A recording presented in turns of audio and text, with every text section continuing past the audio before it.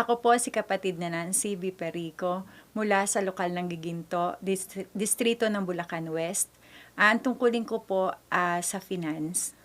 Nakagraduate po ako ng college, Bachelor of Secondary Education. Nagwo-work po ako ngayon sa Bulacan University, Bulacan State University bilang admin clerk po. Dati po akong Katoliko, mula pagkabata po, Katoliko na po ako. Active po ako sa Katoliko, ma-attend po ako ng lahat ng mga aktibidad ng Katoliko, ina-attendan ko po yon. Naging lectorial po ako, yung kasama po ng pari na nagbabasa sa taas habang nagmimisa. Dati po, nung Katoliko po ako, gusto ko po maging isang madre. Bata pa po ako, pangarap ko na maging isang madre. Pinangarap ko po maging isang madre kasi parang gusto kong mapalapit sa Diyos. Marami din po akong pinakikinggang ibang relihiyon katulad po ng Born Again, Mormons. Lagi po nila akong pinupuntahan sa bahay.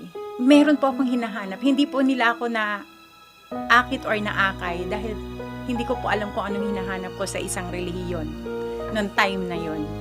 Nakilala ko po ang Iglesia ni Cristo nung yung kaibigan ko pong matagal ko nang hindi nakikita na si Cayen Argabioso po, na pinuntahan po ako sa bahay. Sa Bicol po kasi magkasama kami dati. Magkaklase po kami nung high school. Tapos pumunta po siya sa Bicol para po hanapin ako. For almost 10 years po or 20 years yata po kami hindi nagkita. Then, nung pumunta po siya doon, yung mama ko, sabi sa kanya, nandito po ako sa Bulacan. Hinanap po niya ako dito sa Bulacan.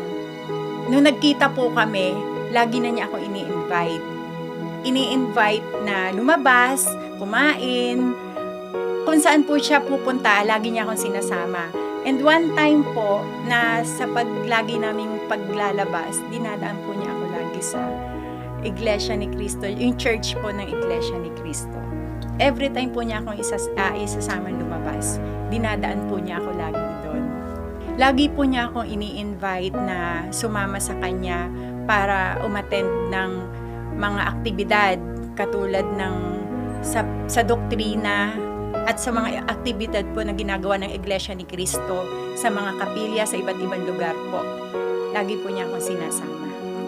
Anong time na nakapag-decide po ako? Kasi po dun sa 2 years na yon talagang on and off po. May time na ayokong sumama, may time na gusto kong sumama. Pero one time po, nag-decide na ako na makinig. Sabi ko, eto na yung gusto ko talagang magseryoso na sa isang religion na alam kong magbibigay sa akin ng kaligtasan.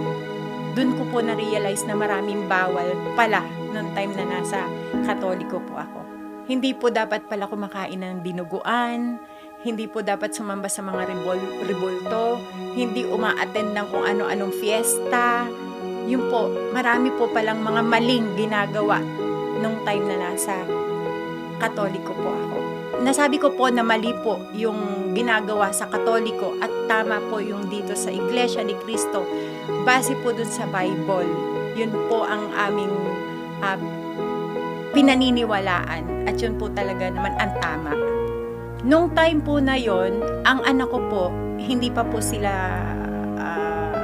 nadodoktrinahan. Pero lagi ko po silang kasama. Pag dinodoktrinahan po ako, namumulat po sila. Natataniman na po sila nung time na yon. Hanggang dumating po dun sa time na dodoktrinahan na po sila. Nung time po na yun, nakita ko po kung paano rin sila ka-devoted. Hindi ko na po sila kailangang utusan. Mismo sa sarili po nila na gusto namin tumami. Alam niyo po, one time nga po, naiyak yung anak ko. Noong time na po na mag-o-organista na siya, sabi niya sa akin, Mami, thank you. Iyak ako. Mami, thank you kasi inakay mo kami dito, dinala mo kami dito. Si anak po, yung anak ko po na yun. Kaya nagulat ako, tapos inaka po niya ako. Sabi niya, kung hindi ka, Mami, nag-iglesia, wala kami dito. Kaya sobrang pasalamat ko, lalo na po dun sa kaibigan ko na si Yen, na nag-akay po sa amin. Nabautismuhan po ako May 31, 2015. Nung panahon po ng bautismo, nung time po na babautismuhan po ako, sobrang kakaiba po. Kasi hindi ka po basta mababautismohan nang hindi mo nalalaman yung aral.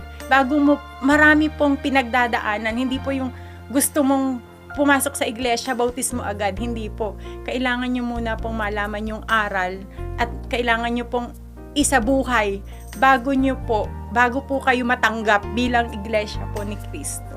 Nung time po na sinabihan na kami na bautismo nyo na, parang pakiramdam ko po, eto na, malapit na. Iba po yung pakiramdam, lalo na po nung time na nandun ka na sa kapilya at isa-isa po kayong papasok doon sa loob ng para bautismuhan. Sobra po, lalo na po nung nabautismuhan po ako, parang sobrang nalinis po ako pakiramdam ko. Ganun po yung pakiramdam ko nung time na yun, na parang eto na, iglesia na po ako ni Kristo. After 7 years po ng pagkaanib ko sa iglesia, hanggang ngayon po, alam ko pong tama yung pasya ko na napasok po ako dito, lalo na po nung natanggap po ako bilang magkaroon ng tungkulin. Lalo po ako napalapit. Alam ko po sa sarili ko na malapit na po ako kay Ama. Lagi ko pong hinihiling sa Ama, namamanata po ako lagi na isang araw maaakay ko po yung asawa ko, kasi gusto ko isang araw makasama namin siya at makasamba kami ng sama-samang pamilya. Pati yung mga anak ko po, yan yung panata, na makasama namin siya. Iba po kasi yung magkakasama kayong sumasamba, kasi parang may kulang. Yun lang po yung hiling ko kay Ama, na mapakinggan niya para malaman niya na eto yung mga anak mo, eto yung kinokontra mo dati na lagi kayong nandyan, lagi kayong nasa iglesia, lagi kayong busy. Gusto ko makita niya na ang mga anak niya, eto yung hinuhubog namin hindi sila napapariwara, andito kami sa maayos. Dumating nga po dun sa point na yung anak ko, pinaglalaban niya yung pagiging iglesia namin. Kasi may time po na sasabihin ng asawa ko, ako yung daddy. Bakit di niyo ako pinakikinggan? Minsan po, nagkaroon sila ng pagtatalo nung sinabi ng anak ko na, kasi sabi po nung asawa ko, bumabagyo, bakit kailangan yung pumunta? Ba't di niyo ako sundin? Sabi po ng anak ko, hindi hadlang ang bagyo. Hindi hadlang ang bagyo sa amin. Kaya sana po kung napapakinggan niya ako, sana kung isang araw mapanood niya ito, mapakinggan niya ako. Sana bigyan niya ng time or magbuksan niya yung puso niyang pakinggan yung mga aral po ng iglesia para maramdaman niya yung nararamdaman namin ngayon, na masayang-masaya kami, proud kami na maging parte ng iglesia ni Kristo. Pangako ko po sa Panginoon Diyos at lagi ko pong ipinapagpasalamat pa rin at lagi kong pinapanganalangin na maglilingkod pa po ako sa Kanya hanggang sa kamatayan, hanggang sa huling hininga po ng buhay ko, kasama po ng mga anak ko. At sana po yung asawa ko makasama rin namin sa Bayang Banal po.